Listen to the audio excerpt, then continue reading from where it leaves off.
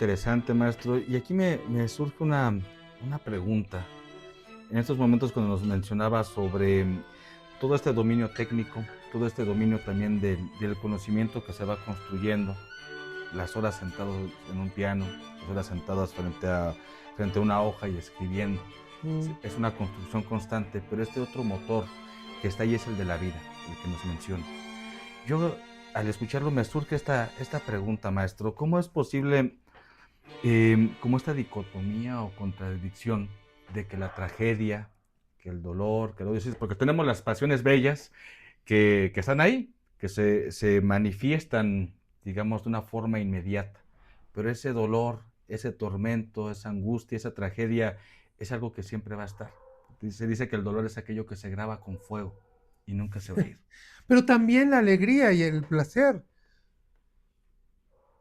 Digo, no voy a mencionar con quién, pero haciendo el amor, o sea, con a una dama amada, como me ha pasado, en más de una ocasión yo he estado diciendo, reténlo, reténlo, retén, ¿qué se siente esto?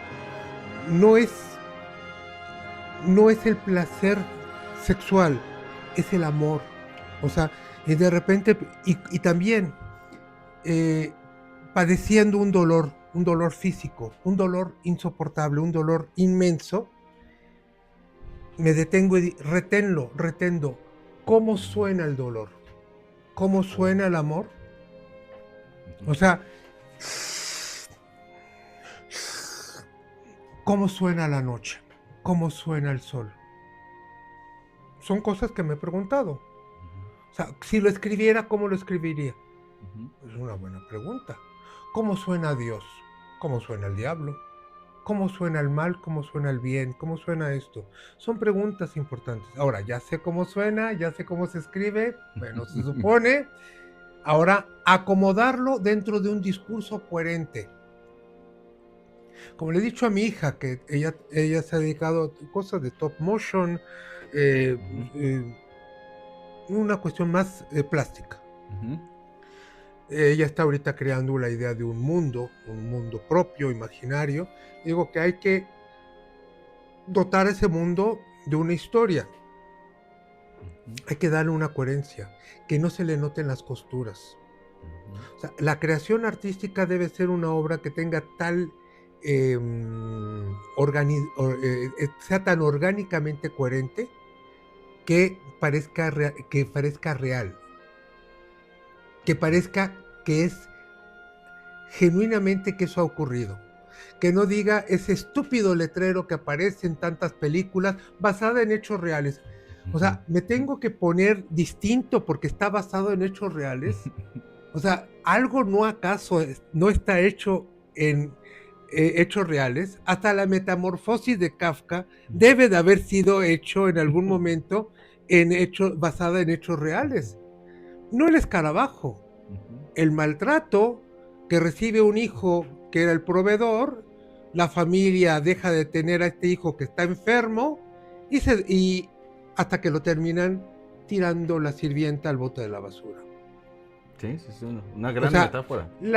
que se vuelva una enorme cucaracha o algo así es secundario.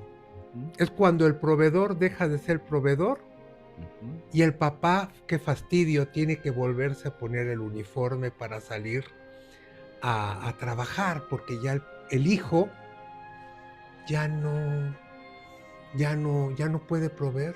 O sea, la metamorfosis está estrictamente basado en hechos reales.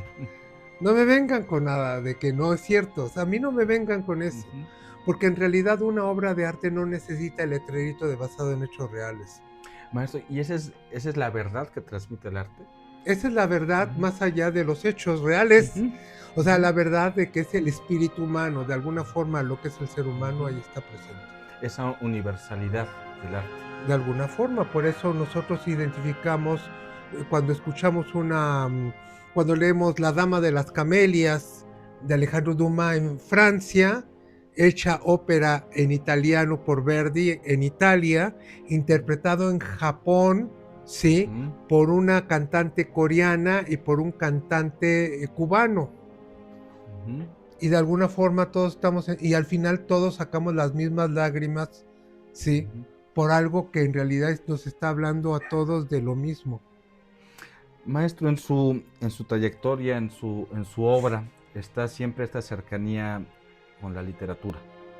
Es una parte esencial. Hace un momento decía que casi nadie lee, o los músicos no leen porque se gastan los dedos en el piano. Y es muy cansado estar tocando horas, lo digo, porque sobre todo cuando yo quise ser concertista, llegar a estudiar 7 horas diarias el piano, pero para descansar me echaba un libro, ¿no? Para descansar era la lectura. La lectura es muy importante. Pero ¿cómo se da este elemento en usted que encuentra en la literatura, como darle otra voz a lo dicho en las letras a través de la música? Ya, muy claro. Mire, hay una cosa muy importante. La música no solamente transmite emociones. Hasta 1804, 1803 la música esencialmente transmitía emociones, pero a partir de la Sinfonía Heroica de Beethoven transmite ideas. Beethoven de alguna forma nos inaugura la concepción de que la música puede transmitir ideas, que puede ser más elevada que la filosofía, frase de Beethoven, no de Nietzsche, sino de Beethoven. Es curioso que Beethoven dijera que la música puede ser más elevada que la filosofía. No a comprensión de la filosofía no le gana a nadie. Lo que se refiere es que la música transmite esa emoción del conocimiento. La filosofía es una duda eterna, la música es una certeza eterna. La música, el arte es una certeza. Pierre Boulez decía, componemos teniendo siempre una brújula que dice, tengo razón, tengo razón, tengo razón. El filósofo va a tomar la brújula, va a decir, no tengo razón, no tengo razón, lo dudo, lo dudo. Lo dudo. Buenos días, Sócrates. Y él contesta que son buenos y que son días. Y la música no. La música ni el arte. Cuando Tolstoy escribe Guerra y Paz, está diciendo, así fue. Cuando Miguel Ángel termina el David, dice, así es. Cuando Mahler termina la Sinfonía de Resurrección, así se escucha la resurrección.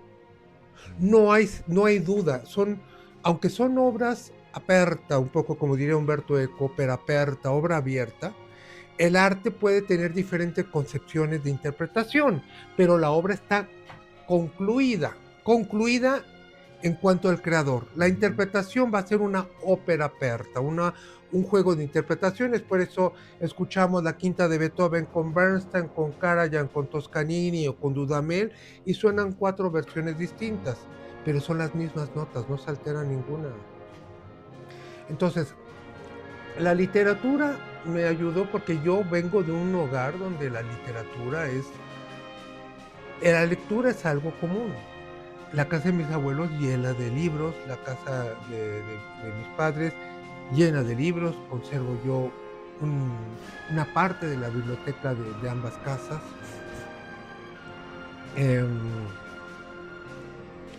Leer es común desde pequeño. Yo Julio Verne, Salgari, 8 o 10 años, no es normal.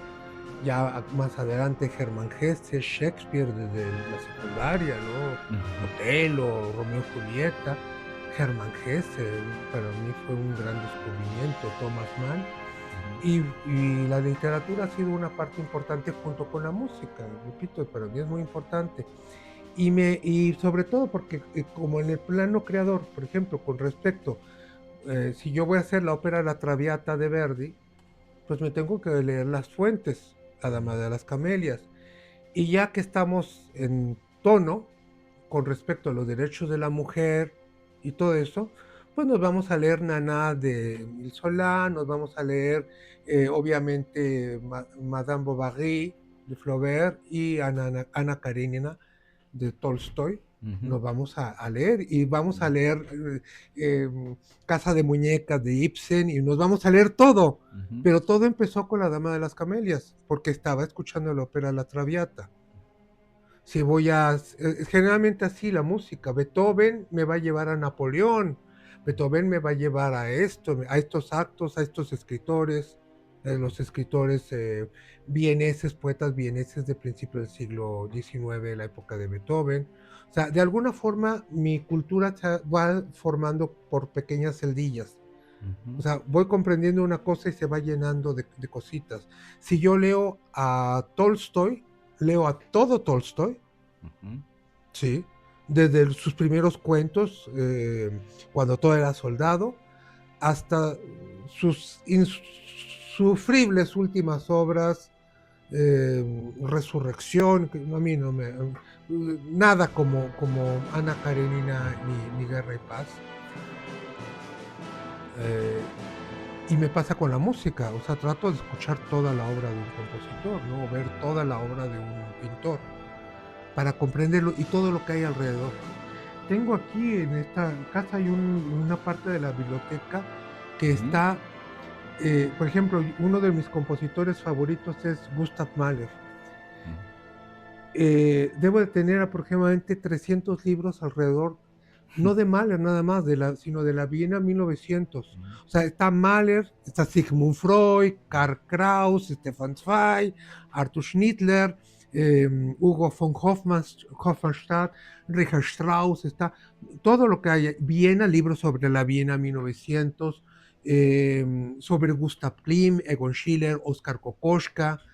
O sea, los arquitectos Otto Wagner, Adolf Loos. O sea, si me interesa una cosa en particular,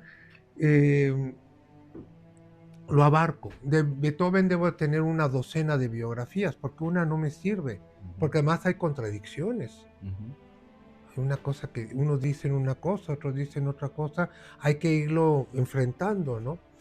Eso me ha ayudado a comprender mucho de la música. Ahora, a la hora de crear, que quizá es la parte más interesante de esta plática, es la parte quizá más, no sé si provechosa para quien nos esté escuchando, o para mí que estoy pensando en voz alta, o usted que me está haciendo estas preguntas tan oportunas. Cuando yo era niño, pensaba que la música clásica se había dejado de componer. No sabía. No me podían dar respuesta alrededor. No era un ambiente demasiado musical, mi familia, ni el entorno. Yo pensaba que la música clásica se había dejado de componer a principios del siglo XX. Estamos en los 60, 70. Quise ser intérprete, por eso estudié dirección de orquesta, ¿no? O sea, iba a ser el guardián del museo, del pasado. Pero de repente me entero que acababa de morir un compositor llamado Dmitri Shostakovich, en 75. ¿Quién es? Después Khachaturian en 78. Muy reciente, casi unos días después. O sea, hay grandes compositores vivos. Bueno, acaba de morir. O sea, siguen habiendo... Sí, hombre, geniales. Tan grandes como los grandes. Tan grandes como Tchaikovsky, como Wagner. Sí, sí los hay. Penderecki, Boulez, Stockhausen. Nos puede gustar o no, pero son seres geniales. Para mí fue un descubrimiento. Entonces, yo comencé a experimentar, incluso haciendo música con trastes de cocina, inventando una escritura musical antes de aprender a tocar el violín, y que fue mi primer instrumento. No había dinero para un piano, pero sí para un violín. Entonces fue mi primer instrumento, ¿no? Ya después logré el piano, después de vender un coche que había comprado en plazos, o sea, que nunca lo aprendí a manejar el coche, pero el piano sí lo toco mejor que meter velocidades en mi imaginación. Pero la cuestión es esta. Comencé a componer mi primera obra del 83, una música con influencia de Debussy, de Stravinsky, y fui haciendo música cada vez más compleja. Después una buena relación que tuve con el compositor francés, para mí más grande compositor de la segunda mitad del siglo XX, que fue Pierre Boulez. Mi relación con él, mi trato profesional, un hombre verdaderamente encantador. Yo quería componer música que si Boulez la escuchaba, dijera, va por buen camino, ¿no? Era horrenda, espantosa. Bueno, nada más con decirle el título de una obra, Poliespejismos tetracórdicos. O sea, eso no se pasa ni con aceite. O sea, eso no se traga ni con aceite. Poliespejismos tetracórdicos. Para piano a 4 manos. Otra obra se llamaba Cambios de ensayos y mutaciones de volúmenes de densidad para orquesta de cámara. ¿Qué es? Han pasado 40 años y no tengo idea qué es eso. Es la cosa más horrenda. Son títulos pseudocientíficos, inútiles, pomposos, prepotentes, estúpidos. Había una juventud muy... Y lo peor es que los estrené. Los estrené y la gente le aplaudió, la gente aplaude a todo. Deberían de haberme silbado, me hubiera servido de escarmiento. Es que no se puede juzgar, no se puede jugar con la gente. Decía Edgar Varese, los experimentos terminan en el bote de basura, las obras en la sala de concierto. Yo estaba jugando con la gente, siendo moderno, vanguardista, la furiosa vanguardia. Cuando unas conferencias para el Colegio Nacional Eduardo Mata en 1986 de Julián Orbón, una música consonante, fresca, novedosa. Yo dije, ¿qué es esto? Y yo hablé varias veces por teléfono a Nueva York a Julián Orbón, que en paz descanse, maestro de Eduardo Mata, el gran músico mexicano. Me dice, tiene que ser honesto con su música, me decía Julián Orbón. Le digo, maestro, pero en estos tiempos hacer música consonante o no consonante, usted tiene que ser coherente con lo suyo. En fin, no funcionaba, no entendía, no entendí, no ponga cara de que ya lo resolví, todos felices, no, soy necio, neciamente estúpido, eso lo puedo decir yo. En 1989 estrené en Aulín Yolinsky con la Camerata Amadeus una obra, un oneto para cuerdas. Tan horrible que cuando he escuchado las grabaciones me corre sudor frío en la espalda, como si estuviera viendo una película de terror. Horrible. Bueno, lo peor es que invité a mi buen amigo Gabriel García Márquez al estreno. A Gabo tengo el honor de conocerlo. Lo conocí en 1983, había una buena relación con él, como con mucha gente que he tenido la oportunidad de convivir, porque Robert Schumann decía, júntate con los que saben más que tú, y yo no le hice caso. Octavio Paz, Carlos Fuentes, José Luis Cuevas, Juan Rulfo, Gabriel García Márquez, etc. Va al concierto, va a felicitarme, con una cara como si fuera de funeral, casi como a darme el pésame. Felicidades. Gabito, dígame la verdad.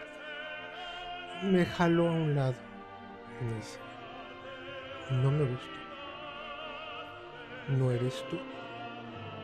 No eres el hombre cálido, simpático, mi amigo. Dijo cosas muy lindas. Era una relación linda. Me dice, ahí no está Sergio Berlioz. Es una música experimental, ruidos. Horrible. Gracias, Gabo. Espero que no te moleste. No. Y de veras, fue un parteaguas. 6 años después, en 1995, tenía 32 años de edad en ese momento, la Universidad Autónoma Metropolitana me encomendó una obra para conmemorar los 50 años del fin del Holocausto. Esto ya no era una broma, esto ya no iban a ser poliespejismos tetracórdicos. Fue mi opus 1, mi obra 1. Mis anteriores obras, todo el catálogo lo descatalogué, todo, a la basura. Bueno, quedó registrado ahí para darle de comer algún día a un musicólogo que quiera hacer una investigación mía. En 100 años, ahí están los archivos. si a alguien llega a interesar en algún momento. Es mala. Ese cuarteto Isco, recordarás, es mi opus 1. Ahí fue cuando enganchó las palabras de García Márquez y logró ahí. Ahí fue cuando empezó todo. Ahí, en Cuarteto Iscor, que ya está disponible en YouTube. Eso pueden incluso formar parte de lo que quieran compartir con el público. Claro que sí. El Cuarteto Iscor es mi opus 1. Ya empezó ahí en todo, pero fue 95, por Dios, muy tardísimo. Y mi opus 2 tardó 5 años, hasta el 2000. Mis 3 postales para oboe y cuarteto de cuerdas. O sea, ¿por qué tardé tanto? Porque yo siempre he sentido un enorme respeto por el arte. Porque yo no estoy jugando con la gente. Creo que no soy tonto, ni trato de tontos a nadie. Alguien que quiere escucharme, incluso siempre me ha advertido. Siempre hay alguien más inteligente que el creador. Un buen lector. Sí, siempre un lector va a encontrar cosas que nadie más encontraba. Y eso me ha pasado. Gente que escucha mi música y me dice cosas que yo, ¿verdad, maestro, que esto y esto? Sí, es interesante. Y yo por adentro diciendo, Dios mío, eso ni por acá se me había ocurrido, pero que estaba rete bueno, lo voy a incorporar, me pongo cara de póker. Ay, qué bueno que le gustó, sí, ¿verdad? Qué inteligente. No me he dado cuenta. En el cuarteto Iscor, el violonchelo como un péndulo va tocando una nota, sí, como un péndulo, el tiempo, la memoria. En una de las tantas interpretaciones que yo iba a ver, años después, en 2005, 10 años después del estreno del cuarteto Iscor, ya se había tocado en Japón, en Polonia, todo eso. Llega un amigo obsesivo con los números, Samuel Rubinstein, que en paz descanse, y me dice, felicidades, gracias, Sammy. ¿Has notado que el péndulo son 120, verdad? 120, felicidades. ¿Sabe usted lo que significa eso? No, maestro. 120 es los años que vivió Moisés. De hecho, entre judíos nos decimos, por ejemplo, feliz cumpleaños hasta los 120, como si tuviéramos 20, ¿no? Pero hasta los 120. Decir hasta los 120 es como una larga vida, como la vida, Lejaim, la vida, por la vida. Que el solo de violonchelo toque 120 es una genialidad. A mí no se me ocurrió contar las notas. Él las contó porque es obsesivo. Cuando él terminó, yo escuché, sí, gracias, Sammy, buenas noches. Llego a la casa y abro la partitura. 1, 2, 3, 4, 5, 118, 119, 120. 120. Casual, 120. Casual. No lo esperaba. Siempre hay alguien más listo. Ahora, siempre la música está relacionada con la literatura, con hechos históricos, porque estoy bien enamorado de la poesía, de la literatura, de la historia, del pensamiento humano. Entonces, ¿cuántas obras musicales mías tienen referencia con la música y con la literatura? Como Iscor, que tiene que ver con el cuarteto Iscor, que tiene que ver con el Holocausto. Mi poema sinfónico Toledo, que habla de la expulsión de los judíos de España. Pero no solamente son obras que tengan una temática judía, porque es una de mis ramas, una de las cosas, pero tengo otras. Ahora sí, en mi chistera hay muchas otras ramas, como lo que usted platicábamos antes de iniciar la entrevista, con respecto a Puebla. Yo comencé a ir a Puebla por cuestión laboral, a dar clases en la Universidad de las Américas en 1992, y desde entonces no he dejado de tener un nexo directo con hoy, sobre todo por clases a través de Zoom. Pero he tenido permanentemente un contacto y como iba cada semana, pues terminé teniendo una, una, un conocimiento profundo sobre todo de la ciudad de Puebla. Entonces, cuando llega el año del año 2011, me pide el secretario de Educación del Estado, ¿sí? Me pide una obra para conmemorar la batalla del 5 de mayo.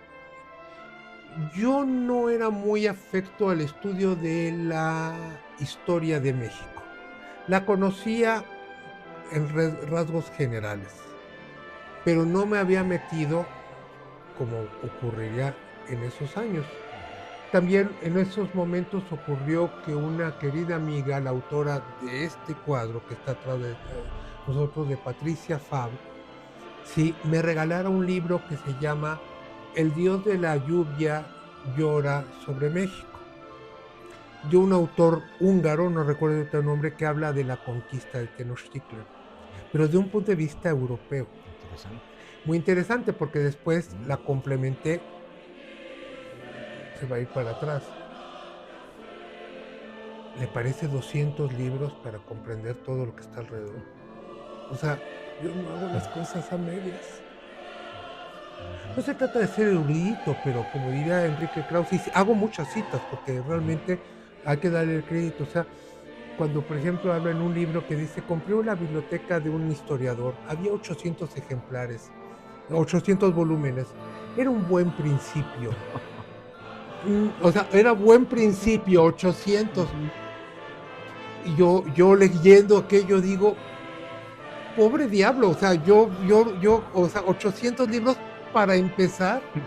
Pues entonces, un historiador, ¿cuántos libros necesita? Yo tengo una humilde cantidad de 200 libros que he leído sobre la conquista y en torno a todo ello. Y cuando veo lo de Enrique Krause que dice 800 libros para empezar, claro, yo no pretendo ser historiador, pero si pretendo escribir sobre la conquista,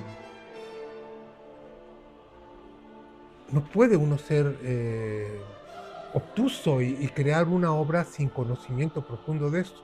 Sobre la historia de México, sobre el México decimonónico, también le hablo de una cantidad notable, no sé, hay toda una ala de la biblioteca dedicada al México decimonónico, porque me puse a estudiar todo el referente a la batalla del 5 de mayo.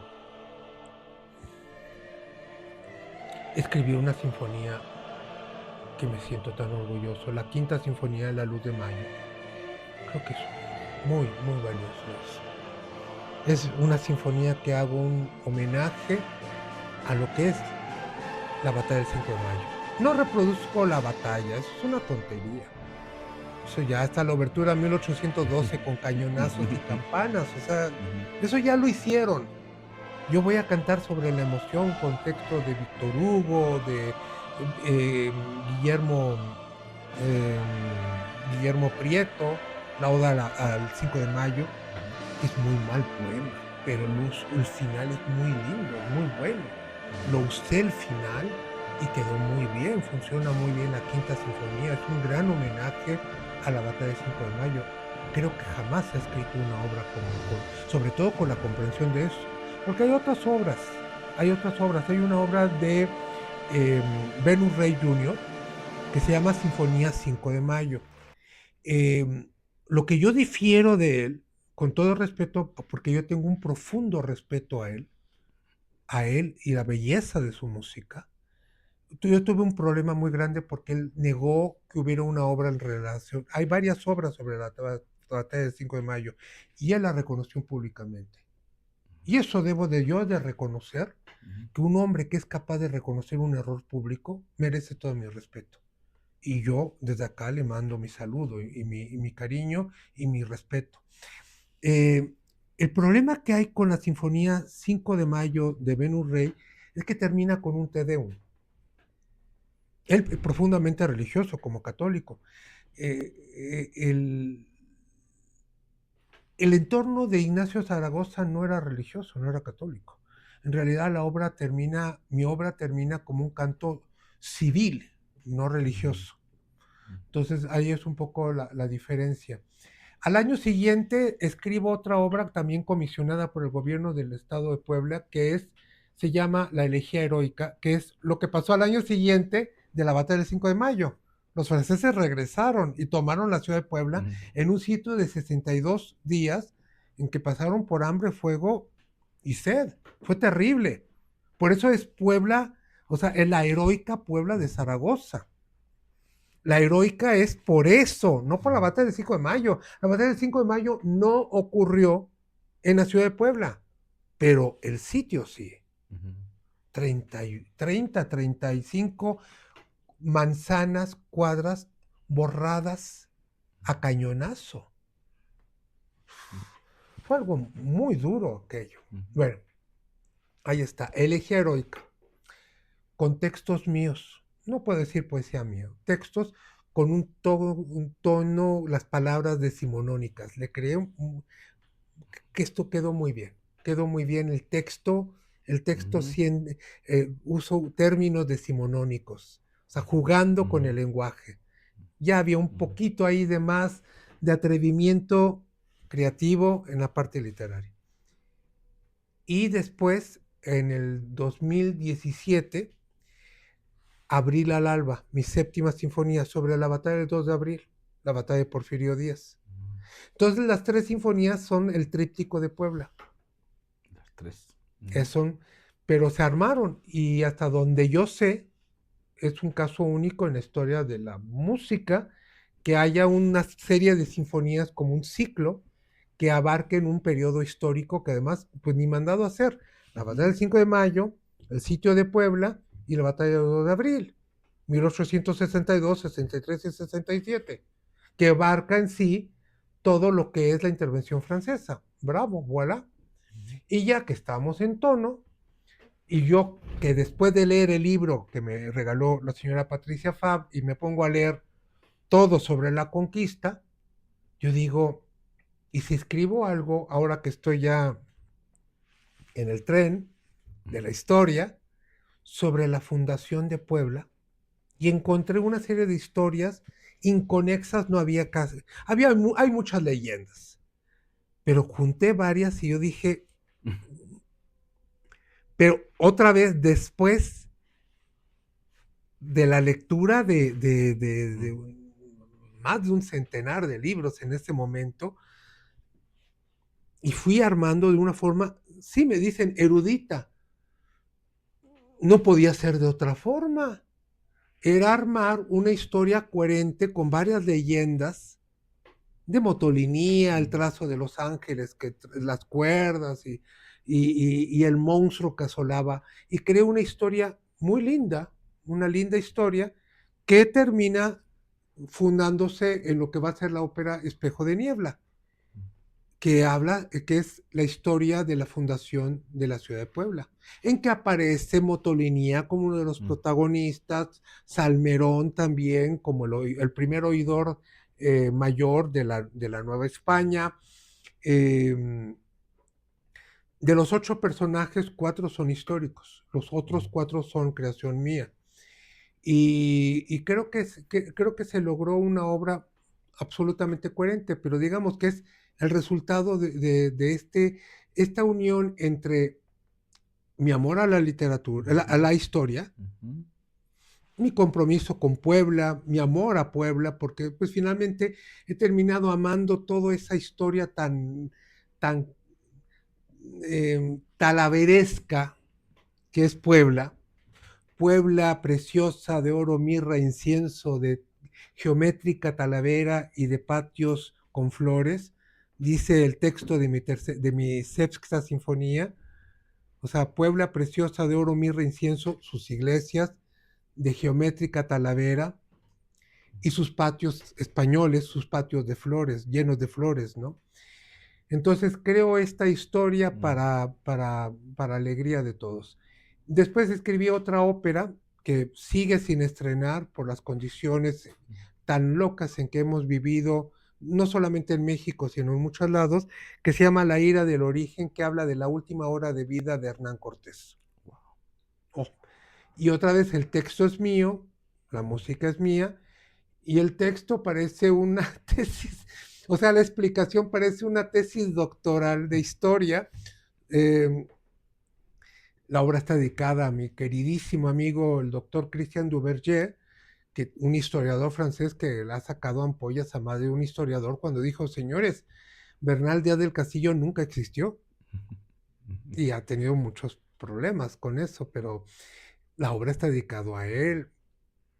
Él me ayudó mucho a comprender la historia de México, no esa parte, falta este libro, falta leer esto, falta...